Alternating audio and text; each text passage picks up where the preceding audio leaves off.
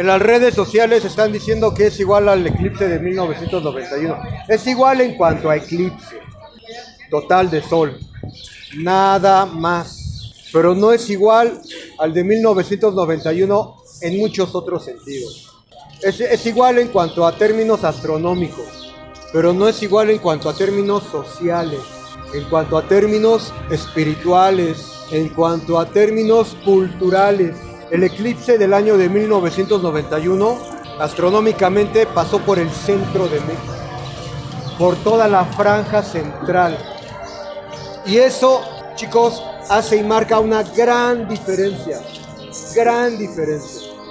Para entender eso hay que entender el contexto cultural de 1991. 1991 estaba a un año de que se celebraran los 500 años del supuesto descubrimiento de América en 1992. Ese año, chicos, 1992, es un año crucial en todo el movimiento cultural indigenista, en todo el movimiento dancístico de la danza azteca, en todo el movimiento de la Mexicayot, 1992, porque es un año que remueve toda la conciencia del México ancestral, del México antiguo. Es un año que se pondera, que se eleva en términos sociales, culturales, no solo México, todo el continente americano, todo el continente americano. Los movimientos indigenistas comenzaron 5 años antes de 1992, si es que no me quedo corto. Para finales de los 80, Antonio Velasco Piña había publicado su libro Tlacaelel, el azteca entre los aztecas. Había publicado un libro anterior, La mujer dormida debe dar a luz, que es un libro que habla del despertar de la conciencia de todos los mexicanos. Y luego, para el 87-88 ya tenía publicado el libro Regina, 2 de octubre no se olvida, que habla de la matanza de Tlatelolco, pero habla del despertar de la conciencia mexicana a través de una mujer única, como fue Regina, que existió, que fue decán en las Olimpiadas del 68, que murió masacrada ahí en Tlatelolco. Ese libro de Regina ya había impactado la conciencia de muchos mexicanos a finales de la década de los 80. El libro de Regina, el libro de Tlacaelel, el libro de La mujer dormida debe dar a luz, incluso el libro de Azteca, de Gary Jennings, el libro de Corazón de Piedra Verde, de Madariaga. Todos esos libros ya estaban sembrando la semilla del despertar de los auténticos mexicanos. Así que para el año de 1991, el movimiento indigenista, que ya había comenzado a mediados de los 80, finales de los 80, ya estaba cobrando una fuerza que no tienen idea. Y las marchas, los mítines, las conferencias sobre el despertar de la conciencia indígena, no solamente era en México, era en Perú, en Ecuador, en Bolivia, en Alaska, Canadá, todos los grupos indígenas de Estados Unidos, los Lakota, los Cheyenne, los Sioux, Guatemala, El Salvador, Honduras, todo Centroamérica, Brasil, por supuesto, había mucho movimiento indigenista. Entonces, 1991 ya nada más fue así como un momento crucial de todo este movimiento que se venía dando cultural, de conciencia. Por eso en Teotihuacán se reunieron muchos grupos indigenistas del continente y de aquí de México. ¿Por qué en Teotihuacán? Y ahí quiero hacer la diferencia con el eclipse de ahora. Primero, entender el contexto cultural del momento, que no es el de ahora, no es el contexto cultural de ahora. Ahora los mexicanos, no hay un despertar de conciencia del propio mexicano, sino que incluso no hay un despertar de conciencia indigenista. 1991, estamos hablando de hace cuántos años, chicos, 30 años, 32 años aproximadamente. Hace 32 años había un movimiento del mexicano de que quería buscar sus raíces autóctonas, quería acercarse a sus raíces ancestrales, a las culturas milenarias. El mexicano ya había oído hablar mucho de Japón, de China, del Tíbet, de la India, pero cuando empezó a descubrir su legado milenario ancestral, quería acercarse a lo suyo, en la década de principios de los 90. Entonces era un movimiento con mucha fuerza, chicos, mucha fuerza. Aquí había marchas, era todo el continente, eran todos los países, y aquí en México la población es mayoritariamente indígena, aunque lo nieguen muchos. No, que yo me pinto el pelo de güero y me pongo pupilentes azules.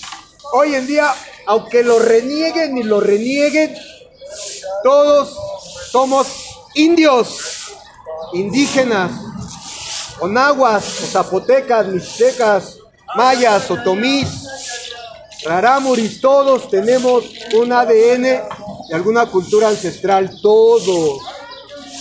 Y en aquel tiempo, pues, daba orgullo, daba gusto, uno quería hacer eso.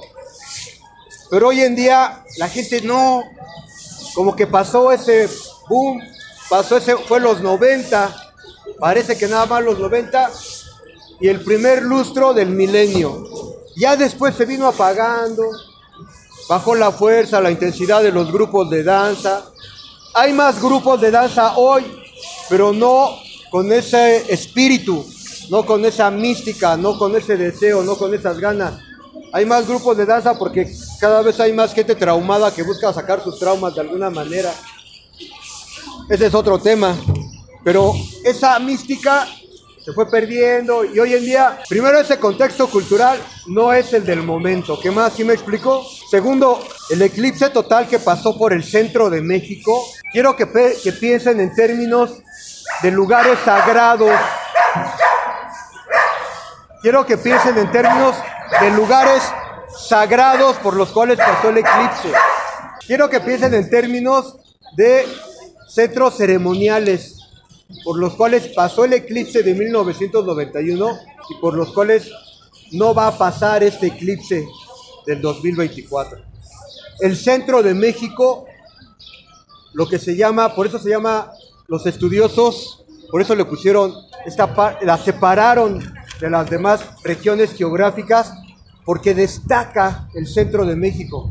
Y entiéndase por centro de México no solo la Ciudad de México, sino toda esa franja que cruza la parte central, que viene desde Veracruz, que pasa parte del estado de Tabasco, Puebla, Tlaxcala, el estado de Hidalgo, el estado de Morelos, parte del estado de Jalisco, Zacatecas, el estado de Guerrero, ¿sí? O sea, va de costa a costa, atravesando parte de Michoacán y obviamente la Ciudad de México, toda esa franja, todos sus estados que cruza.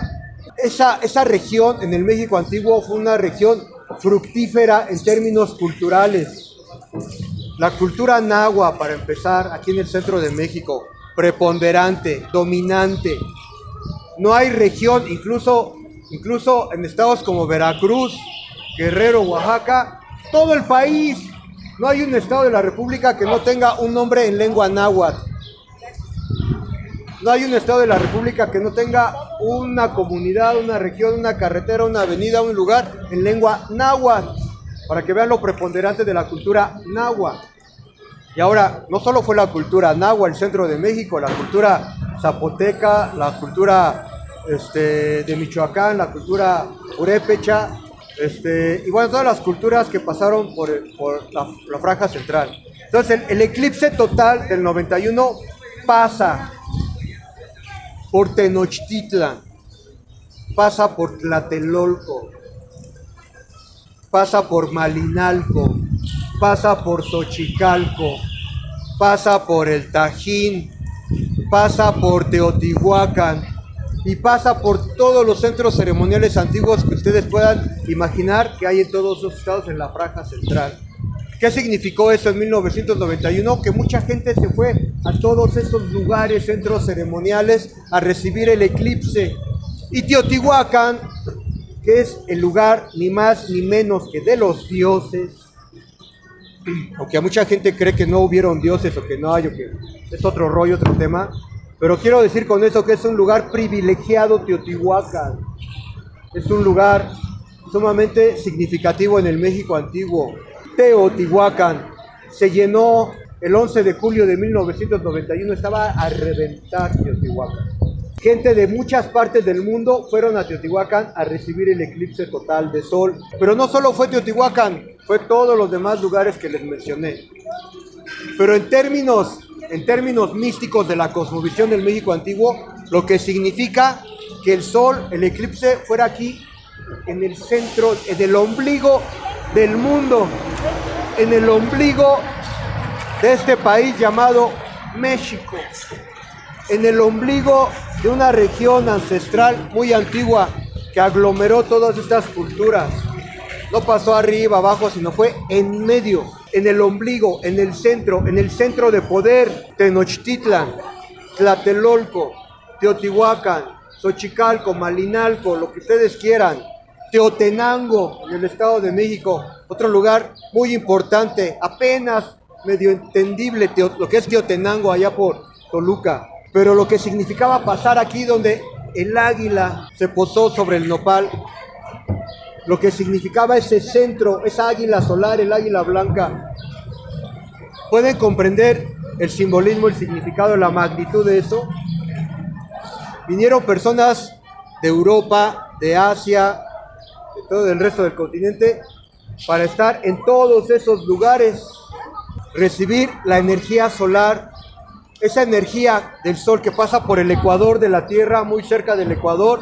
No es la misma energía que pasa por cerca del Polo Norte o del Polo Sur.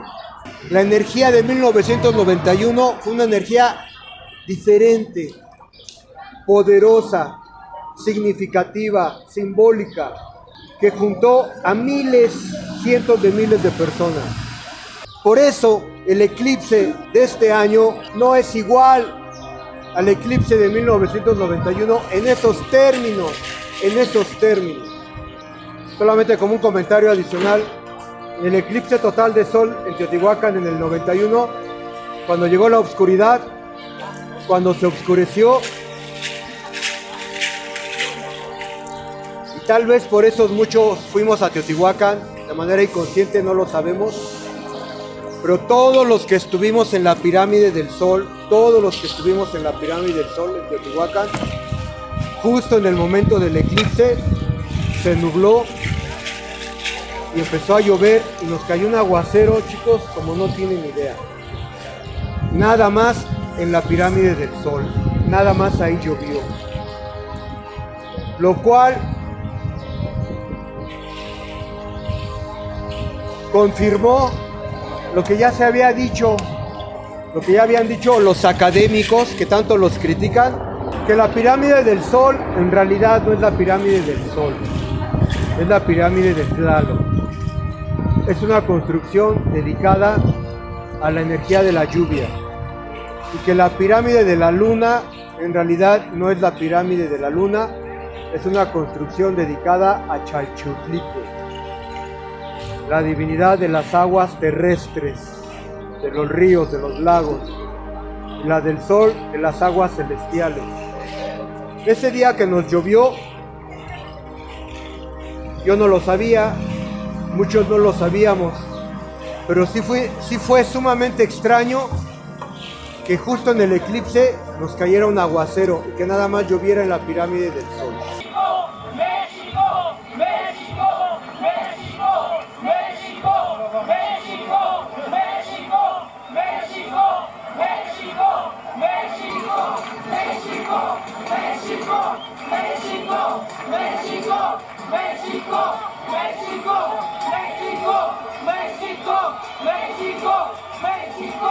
México, México, México, México, México.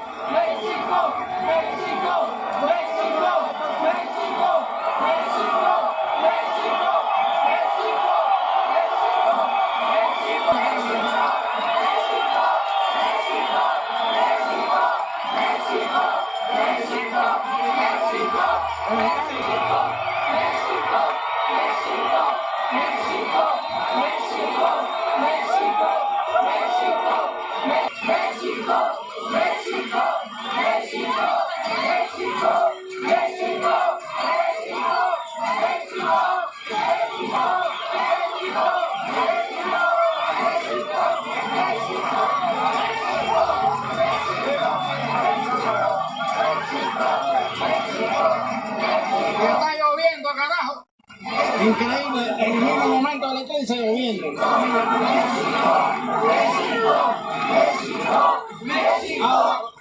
Agua con eclipse.